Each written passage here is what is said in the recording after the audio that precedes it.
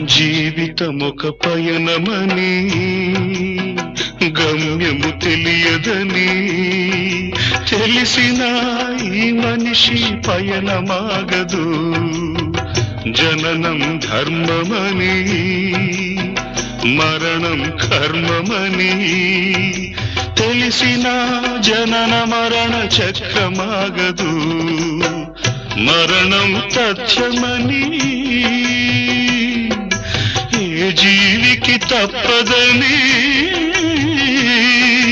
తెలిసిన ఈ మనిషి తపనాగదు.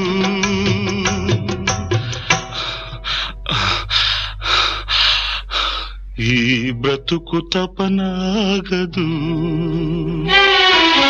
ఆగదు ఏ నిమిషము నీ కోసము.